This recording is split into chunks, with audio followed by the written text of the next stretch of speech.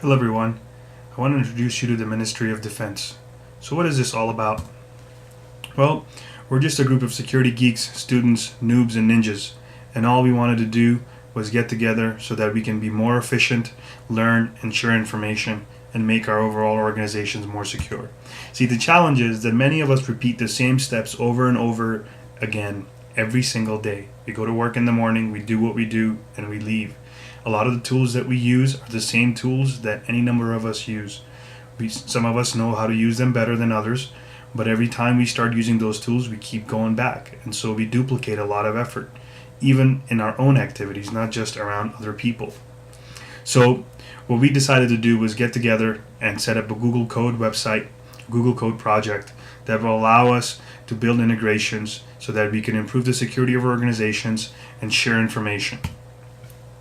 So technically, the Ministry of Defense is basically just a Google Code project, but effectively, it's a place where we can share tool integrations and measurable tactics to improve our security. The project is still evolving. We don't have all the tools and all the pieces and all the little structures of things figured out, but it'll evolve as time goes on, and your feedback is always welcome. You can go to the Google Code website for the Ministry of Defense and download whatever little stuff that we have right now, and also start to contribute things or send email so that we can add things as they come in, and also we can help you to be an active participant in what we're working on. Integrations that you see here are based on Splunk, but this is not a Splunk sponsored project or a Splunk sponsored website or effort. It just so happens that many of us use Splunk in our daily lives, and we want to make better use of it and want to be able to make more security significant impact by using Splunk. When we first got together, one of the things we thought about that would be really cool is to take a look at some of the most frequently used tools out in the security practices of different organizations and build tool integrations for those tools. And when we sat around and tried to decide what that would be like, we quickly came to the conclusion that sectools.org had already done a really nice job of compiling and sort of ranking what all those different tools were. So we decided, hey, they already have the tools list. We're going to start to build towards that tools list. So our first project is to take the SecTools list and step through that and integrate as many tools as reasonable, especially the free ones that are available here and the ones that we use all the time, into Splunk.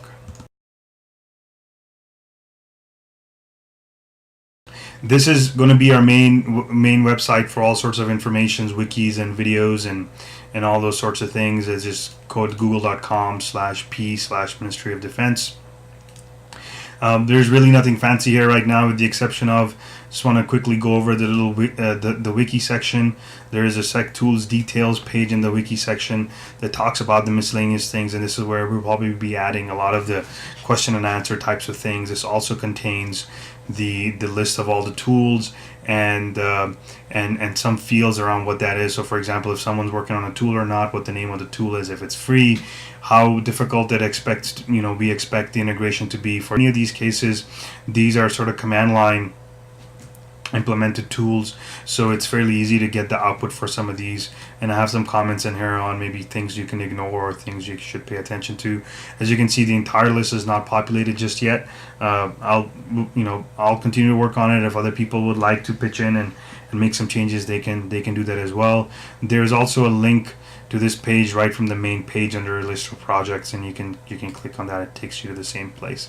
Just from a reference perspective, if you're not familiar with sectools.org, this is maintained by the same folks that maintain the Nmap security scanner and or network scanner, and essentially you can step through this entire list and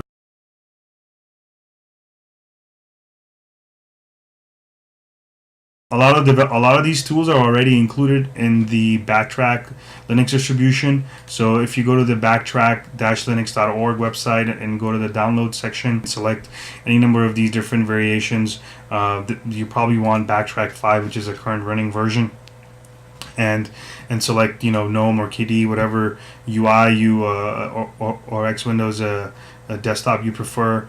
And if you select, say for example 64-bit here, you notice that you can get an ISO, or you can get a VM for 32-bit. You can get a VMware image as well. If you do choose to download the VMware image, you'll notice that it's 7-zip compressed. And so what you can do for that is there is a tool on, if you're using Macs, there is a tool called the Unarchiver, and at the Apple Store you can download it. It's free, and install that. That'll uncompress 7-zip files. Or if you're running Windows, you can just download 7-zip. Or if you're running Linux, you can just download 7-zip from the 7-zip website, and just use that to extract your archive. Or the compressed archive. Once you have Backtrack downloaded, or you have Backtrack installed, and you're able to fire it up, one of the first things that you want to do is, once you get in there, is to download the Splunk Universal Forwarder, and install the Universal Forwarder so you can start sending information. If you want to take a screenshot of this screen, it might be a good idea, or just keep track of this particular point in time, so that so once you've downloaded Splunk, then what I like, I mean, you don't have to do this, but what I like to do is download the Debian package so that I can keep it consistent with the rest of the installations. Backtrack is an Ubuntu based a Linux distribution, and so at least Backtrack 5 is now. And so, you know, the Debian package is installed just fine. So I download the Linux Debian package and I install it. And once you start once you start the Splunk Forwarder in there, you want to add your running system, whatever it is that you want the logs to go to be the forward server, and then also maybe add a couple of different things, you know, wire log messages or something, just so you can get some traffic in. So in our case now, our VM is probably booted up.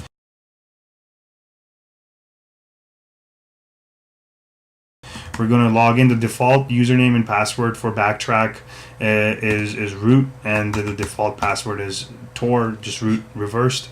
And so now we're logged in. We're going to start the X Windows session. You don't necessarily have to do this, but I just want to show you a couple of things within Backtrack real quick, to where, which might be handy as you start to go from non-command line tools to maybe some of the other tools which allow you to export things, or even though there might be GUI tools, they allow you to send something to a log file.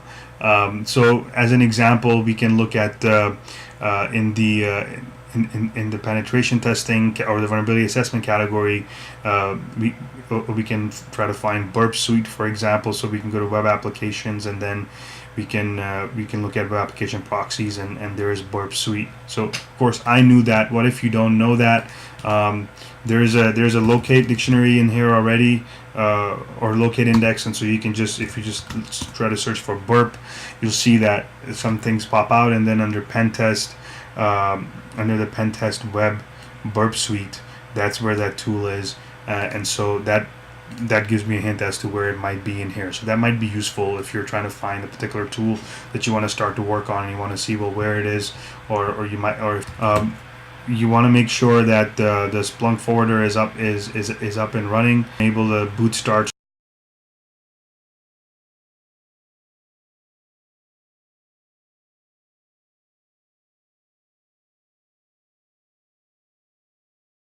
What the IP address is for this particular virtual machine, so I can keep track of that, because I'm going to log in from my Mac operating system into this VM to do the rest of my work. I want to keep track of what's happening and what's coming in or what's not coming in from that virtual machine.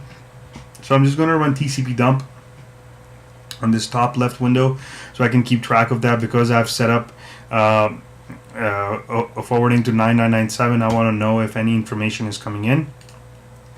This just makes it easy to troubleshoot, right? Whether it's my tool or whether it's something else that's not working right, because there are a lot of sort of unknowns in this with respect to where you may not be an expert in the tool that you're working with, or you may not be an expert in Backtrack, or you might be learning other things. This might be your first integration, and so on. So it's just good to keep to do some of these sort of monitoring things and put them in place. So the next thing I'm going to do is log in to that running Backtrack instance with that password of root and the username of root and the password of Tor. So now I'm logged in.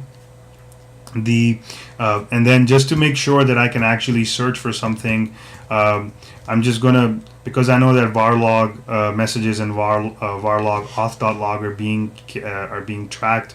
I can just do a quick test. and I can just say test for var log or something, and I can echo that to var log messages, for example. And when that happens, then var log messages, as you know, should get updated, and then I should get some packets, and so now I should be able to search for that term within Splunk. So I'll just copy and paste this string here, get a result back for var log messages.